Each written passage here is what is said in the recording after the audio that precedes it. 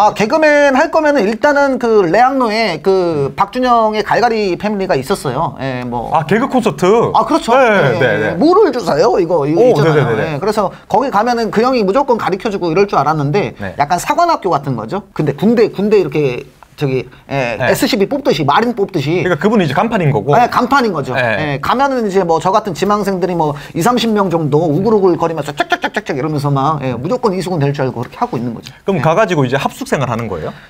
뭐 이렇게 거기서 합숙은 안 하고 거기서 사시는 분들도 있어요. 뭐 조명실 바닥에서 사는 사람도 있고. 조명실 바닥에 산다고? 예. 그 저도 좀 살아봤었거든요. 예. 네. 예, 왜냐면 이제 월세를 계속 내면서 거기는 가면은 사실 돈 못 받거든요. 그냥 식권 한 장 줘요. 식권 한 장. 그게 4,000원인가 뭐 그 정도였던 것 같아요. 제 기억에. 그거 한 장 받고 해야 되는데 숙식 제공 못하는 그것도 물론 짬밥이 되는 애들. 예. 한 8개월에서 1년 넘어가는 뭐 2-3년 차 애들은 조명실에서 이불 깔고 잘 수 있고 2-3년이 안 된다 그러면은 객석 바닥에서 이제 그 이렇게 모포 같은 거 하나 깔고 거기서 이제 텐트 치고 쳐 자는 거죠. 그러니까 무급으로 가서 개그를 배우는 거예요? 그렇죠. 무급인데 거기에서는 사실 돈을 받고 이렇게 공연을 하죠.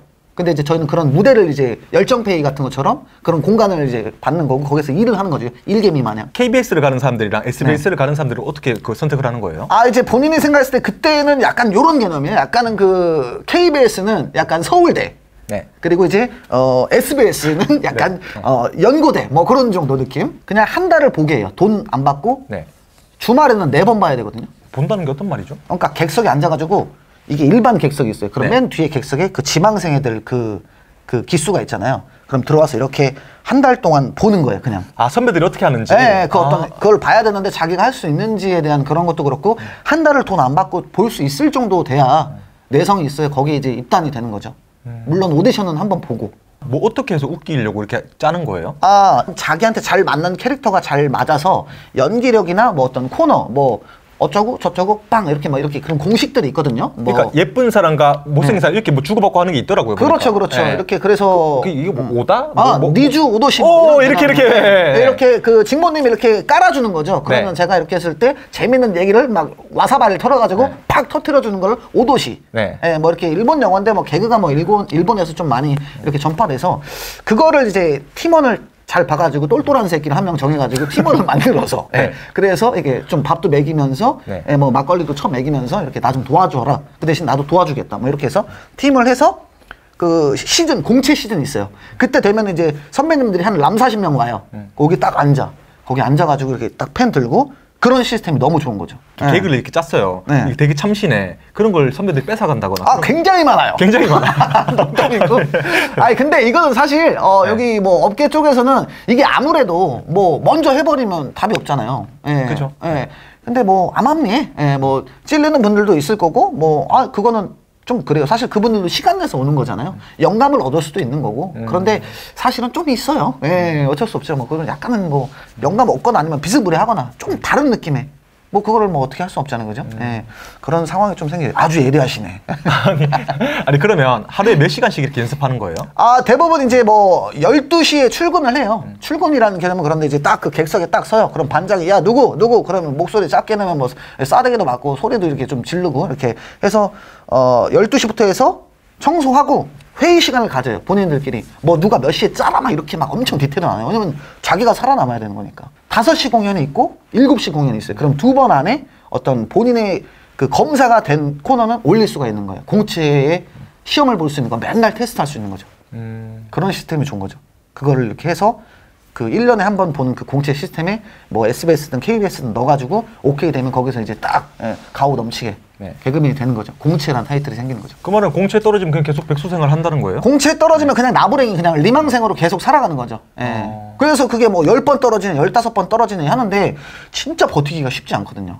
뭐 1년에 한 2-3번 기회인데 한 5년 6년 하면 피폐해지고 막 알바 해야 하잖아요. 뭐 월세에다가 뭐 생활비 하면 막 70-80 드는데 그럼 뭐 맥도날드 막 이렇게 새벽에 막 하고 그 다음에 뭐 이게 전단지 저처럼 막 이빨 잘 까가지고 물론 뭐 가끔 사기도 쳐요. 박준영 안 나오는데 나온다고 막 이렇게 막 그러면 이제 그때는 공연 안 나가는 거지. 근데 저도 개그맨 생활 좀 모르잖아요. 안 해봐서 개그맨 분이 쓴 책을 좀 읽어봤는데 꿈이 있는 거북이는 지치지 않습니다라는 김병만 그렇죠. 씨가 쓴 책이에요. 그걸 보니까 너무 힘든 거예요, 이 개그맨 생활이. 그렇죠. 그게 진짜 너무. 그러니까 희망이 없는데 내가 잘 될 거라는 보장도 없고 아무것도 없는데 그냥 무작정 개그맨이 되기 위해서 매일마다 연습하고 돈도 없어가지고 다락방에서 그렇게 옥탑방인가 다락방에서 그렇죠. 매일같이 막 연습하고 저기 KBS 보면서 막 꿈을 꾸고 막 이런 게 담겨져 있었거든요. 그때 생각하니까 막 울컥한데. 지쳐요. 그 한 서너 번 떨어지고 이러면 지치는데 거기서 버텨서 15번에 되면 그게 어떻게 보면 내공이 생긴 거예요, 본인이. 나중에 됐을 때 엄청 편해지는 거예요. 그만큼의 짬밥과 그 코너들이 많고. 그래서 돼서 잘 돼야 되는 거예요. 사실 그냥 덜컥 붙으면 아이디어도 없고 실력도 없으면은 그거는 진짜 그냥 아수라가 되는 거거든요. 그러니까 4-5번이라는 게 4-5년이잖아요. 그렇죠. 나는 4-5년에서 계속 떨어졌는데 새로 들어온 애가 1년 만에 붙었어. 그러면은 미치는 거죠. 그럼 멘탈 나가잖아요. 멘탈 나가고 막 잠수 한두 달 타고 뭐 이렇게 다시 와가지고 기웃기웃 거리고. 근데 보면은 그렇게 해서 붙는 애들은 붙는데 계속 떨어지는 애들은 그냥 계속 떨어져요. 고시랑 똑같네요, 고시랑. 그렇죠. 그게 뭐 한 번 맞아야 되는데 그냥 깔끔하게 그날 날끔하게 그냥 포기하는 것도 나쁘지 않은데 그게 쉽지가 않아요. 그러니까 최종까지 가자. 2차, 3차 막 이런데 공무원도 뭐 계속 3차에서 떨어지면 막 돌잖아요. 막 한 번 하나만 넘어가면 되는데 그런 것 때문에 몇 년 고생하고 나와서 특별한 기술 없이 청춘 다 바쳤는데 뭐 또 이렇게 극적으로 드라마틱하게 되시는 분들도 있는데 조금 애매모호하게 이렇게 생활하고 나오면 막상 할 게 없죠. 돈은 없는데 생활을 해야 되니까 뭐 이렇게 알바를 하면서 같이 그렇죠.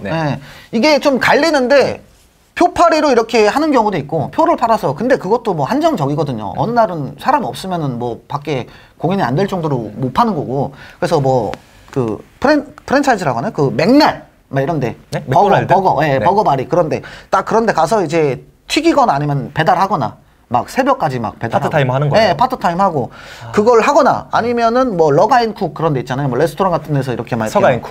그런 데서 이제 막 주방 닦고 뭐 면상 괜찮으면 홀서빙 도는데 좀 빠았다 그러면 뒤에서 그냥 이것만 하는 거죠.